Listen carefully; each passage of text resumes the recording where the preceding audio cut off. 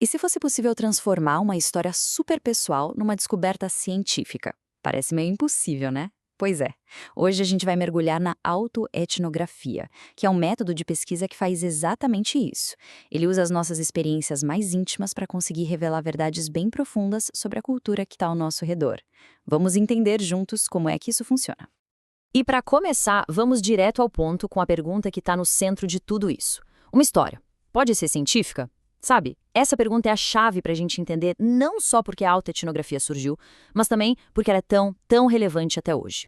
Então, para a gente entender de onde veio essa abordagem, a gente precisa voltar um pouquinho no tempo, lá na raiz do problema que ela veio para resolver. Tudo começou com um grande questionamento nas ciências sociais, um período que ficou conhecido como a crise de confiança. Olha só, lá pelos anos 80, o pensamento pós-moderno chegou e começou a questionar, bem, basicamente tudo. Aquela ideia de que existia uma verdade única, objetiva, sabe, foi totalmente posta em xeque. Os pesquisadores começaram a perceber que os fatos não eram assim tão puros. Eles sempre dependiam da linguagem, da perspectiva de quem estava contando história. E foi aí que começou uma busca por novos jeitos de pesquisar. Métodos que fossem mais parecidos com a literatura do que com a física, que valorizassem as histórias e não só aquelas teorias gigantes universais.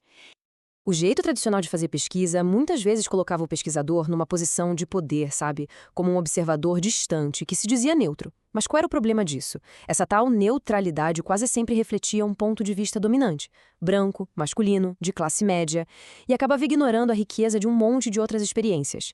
Pior, essa abordagem corria o risco de ser bem colonialista, né? Aquela coisa de entrar numa cultura, extrair dados e sair para publicar, tratando as pessoas como se fossem objetos de estudo. E é justamente em resposta a essa crise toda que surge a autoetnografia. E olha, é bem mais que um método, é quase uma nova filosofia sobre o que a pesquisa pode ser. Para a gente entender o poder dela, vamos quebrar o nome em partes. Primeiro, tem o auto. Isso quer dizer que o ponto de partida é o eu, a experiência pessoal. Ao invés de fingir aquela objetividade distante, aqui o pesquisador se assume como a principal fonte de dados, olhando para as próprias vivências como um verdadeiro campo de investigação. Logo depois vem etno, que tem a ver com cultura, e aqui está o pulo do gato. A experiência pessoal não é só para autoconhecimento, não. O grande objetivo é usar essa experiência como se fosse uma janela, para a gente conseguir entender as práticas, os valores e as crenças de um grupo cultural maior. E por último, grafia, que claro significa escrita, mas atenção, não é um diário qualquer. A grafia aqui é um processo bem sistemático de análise e descrição. Essa etapa que transforma uma reflexão pessoal numa pesquisa rigorosa de verdade, conectando a história de uma pessoa a um debate muito maior. Então, juntando tudo, a gente chega na definição completa. A autoetnografia é essa abordagem que analisa sistematicamente a experiência pessoal, o auto, para a gente poder entender a experiência cultural, o etno. É um método que é tanto o processo de pesquisa quanto o resultado final, e que encara a subjetividade e a emoção do pesquisador não como um problema que precisa ser eliminado, mas sim como uma parte fundamental da pesquisa. No fim das contas, o objetivo aqui não é só apresentar um monte de dados frios, é criar um trabalho que realmente provoque uma reação. A meta é tocar quem está lendo, sabe? Dar voz a experiências que muitas vezes foram silenciadas e, o mais importante, aprofundar a nossa capacidade de ter empatia por quem é diferente da gente. Ok, uma crítica muito comum que a gente ouve é: ah, mas isso aí soa como escrever um diário. Só que autoetnografia é muito, mas muito mais do que só contar uma história pessoal. Vamos ver exatamente qual é a diferença. A grande diferença, a diferença crucial mesmo, está na pergunta que se faz. Enquanto uma autobiografia pergunta qual é a minha história, a autoetnografia vai além e pergunta o que a minha história pode nos dizer sobre a nossa cultura. Percebe? A experiência pessoal deixa de ser o ponto final e se torna uma ferramenta para iluminar algo muito maior. E essa citação do Mitch Allen, olha, é simplesmente perfeita para ilustrar esse ponto. O que dá validade para a história não é a experiência por si só, mas sim a análise. É o olhar de pesquisador, é isso que faz toda a diferença. A chave de tudo é a análise. Um autoetnógrafo não vai só contar uma experiência. Ele vai analisar essa experiência, vai conectar com outras pesquisas que já existem, usar teorias para ajudar a interpretar tudo e, por fim, inserir essa história num diálogo acadêmico. É exatamente esse rigor na análise que separa a autoetnografia de um simples desabafo ou de um relato pessoal. E a própria escrita é uma arte aqui. Os autoetnógrafos usam técnicas como o mostrar, que é para criar cenas bem vívidas, cheias de emoção, que permitem que quem está lendo quase sinta a experiência na pele.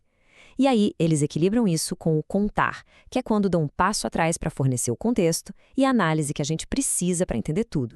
E claro, como qualquer abordagem que vem para inovar, a autoetnografia não está livre de polêmica. O impacto dela é inegável, mas ela também está bem no meio de uns debates super acalorados sobre o que a pesquisa deve ou não ser. Vamos dar uma olhada nesse poder e também nessa controvérsia.